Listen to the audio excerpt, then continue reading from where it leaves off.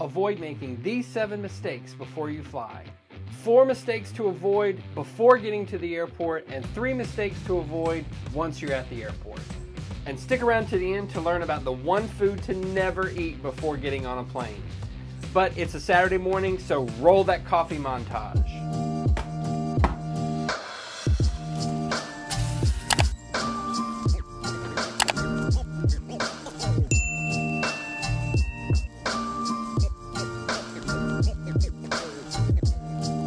Coffee acquired.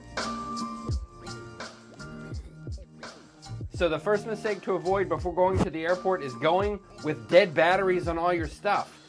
Make sure your phone is charged, your iPad is charged, you're taking along a battery, a portable battery that's got charged, your headphones are charged, your GoPro. Anything with a battery, charge it the day before, because once you get to the airport, there's no guarantee the plugs in the airport are going to work. There's no guarantee the plugs on the plane are going to work. Just charge your things. And it's 2022, y'all. Get a battery. The second mistake to avoid before going to the airport is not downloading content on your device to watch while you're flying. Netflix, Hulu, Spotify, Apple TV, Apple Music. Download content that you're going to want to consume while you're in transit, when you're disconnected from everything, so that you keep yourself entertained. So the third mistake that you want to avoid making before getting on an airplane is not taking a small bag with you in addition to your carry-on. You're going to get on the aircraft, you're going to put your carry-on in the overhead bin, hopefully right above your seat. Not always guaranteed, depending on when you board, there may not be any overhead bin space left. So then you might have to gate check your bag, valet check your bag, and they put it in the plane in the hold underneath, and then you wouldn't have access to anything that's in your carry-on. So having a small bag like this is a 6-liter Roam Sling from Wandered. We love these bags from this company. We travel with several of their products. But this, I keep at the seat with me. So I can put my carry-on in the overhead above the seat, and then this stays at the seat with me. And I usually keep in this sanitizing wipes, AirPods, corded headphones, because sometimes if you don't have a Bluetooth dongle, then your Bluetooth headphones don't work with the in-flight entertainment, so you need corded headphones. Just battery, cords, you know, any small items that you may need to have with you while you're on the plane, so that you don't have to get up and then try to get your carry-on down from the overhead, and it's just a hassle. A small bag with you at the seat. Most airlines allow a carry-on plus a personal item. I would definitely max out that allowance. The fourth mistake to avoid before flying is packing your medications in your checked bag. Do not ever pack anything in your checked bag that if you never saw it again, it would be a big loss.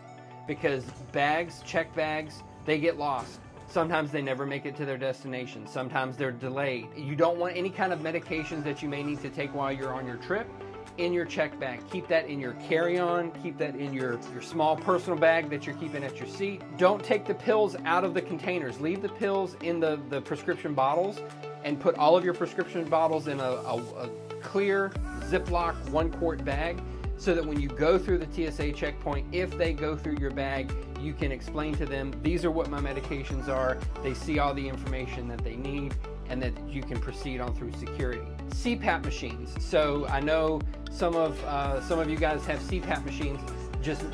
So CPAP machines are considered medical devices, and so they do not go against your carry-on allowance. So you can have a personal item, a carry-on, and your CPAP machine. So you just need to make sure that you empty the water out of the machine before you go through the TSA checkpoint. Make sure it's dry, and then you're good to go. But your medications, you definitely want to keep them in the cabin with you in your carry-on bag. Okay, so now you're at the airport. You've got your bags, you're headed to the ticket counter, you check in with the gate agent, you check your bag if you have a checked bag, you then get your paper boarding pass, and you're directed over to the security line. This is kind of crooked. This is where things kind of fall apart for a lot of people. They hate the TSA security checkpoint. It's just a really big inconvenience, and it can get kind of sloppy. So we're actually working on a dedicated video about TSA Precheck, the benefits of having TSA Precheck, and even how to get TSA Precheck for free using a credit card. So we will leave links once that goes live. We'll leave links down in the description below to that vlog. Getting TSA Precheck is highly recommended for those of you that travel fairly often.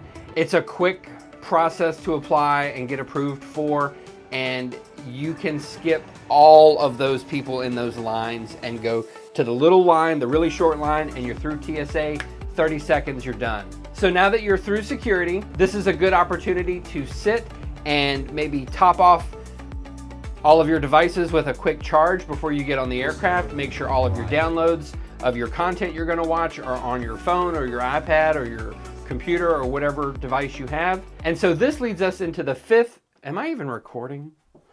And this brings us to the fifth mistake to avoid before flying, and that's assuming that there will be snacks and food on your flight. It's been our experience that smaller regional flights, because the flights are an hour or less, they don't have a dedicated beverage and snack service. They have items that are available on request, but there's no flight crew going up and down the aisle giving you tea and coffee and soda and drinks or whatever, and Biscoff cookies or whatever the snack of the day is.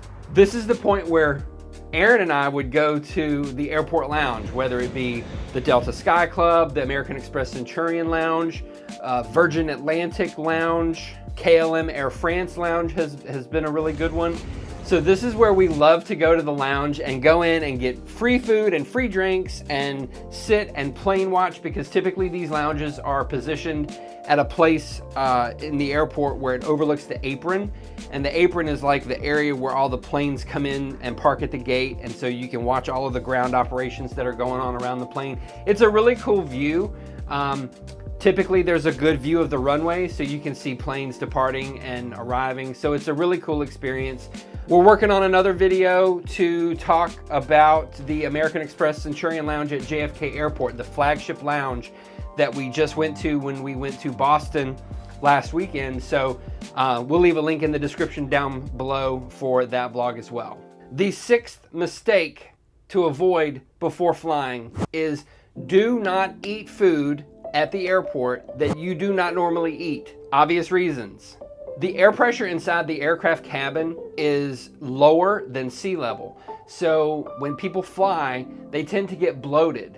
And so if you eat some weird food that you don't normally eat, you're gonna be uncomfortable and possibly gassy or worse. But then the difference in the air pressure is just gonna exacerbate that and make it worse. Right before we flew to Rome, we went into the Virgin Atlantic Lounge at the Dulles Airport, and Aaron ordered curry chicken. And I thought to myself, you are really brave ordering curry chicken before a 6-hour flight. There is going to be, you are going to have a code brown somewhere over the Atlantic Ocean, and what are you gonna do about it? So I took some wipes and slid them into his bag because I knew he was gonna have a blowout. But luckily, he didn't, everything was fine. But I wouldn't tempt fate like that, especially on a long haul flight like that. So stick with what you normally eat. Don't take the opportunity of being at the airport or in the lounge with free food to try something that you wouldn't normally eat. Hummus, don't eat that before you get on a plane if you don't normally eat hummus. If you're at a smaller terminal that maybe doesn't have an airport lounge or a dedicated restaurant, every airport that we've ever been to has some type of vending solution. So whether it be sodas out of a vending machine or snacks or Snickers or a can of a bag of peanuts, every airport that we've ever been to has had some sort of vending option so that you can get something in the event that you're hungry or your flight doesn't have snack service. Okay, so you've had a meal or you've had a snack. Now it's time to head to the gate. And you look at your paper boarding pass and you say, oh, I'm at gate A12. And you head to gate A12 and there's nobody there. And then you sit there and you wonder, where is my flight? Where is my flight? And you miss your flight. The seventh mistake to avoid before flying is never, ever, ever rely on your paper boarding pass for the accurate departure gate. There have been times, I cannot think of a time that we have flown that our gate has not changed from the time we checked in to the time we had to board the aircraft. Do not rely on those paper tickets. Look on the boards, the departure boards on the TV screens in the airport. Watch those for your destination and your gate that is more than likely going to change. Better yet, download your airline's mobile app onto your device and sign up for notifications so that when there is a gate change, it will push it down to your phone or to your watch. And so you're always in the loop with the most accurate departure gate information. Travel is fun. Travel is fun if it's done right. People look at travel as the worst part of a vacation, but it doesn't have to be bad like that. If you get your face out of your phone, take in your surroundings, and make your travel day part of the vacation, it can be quite interesting. Immerse yourself in people watching.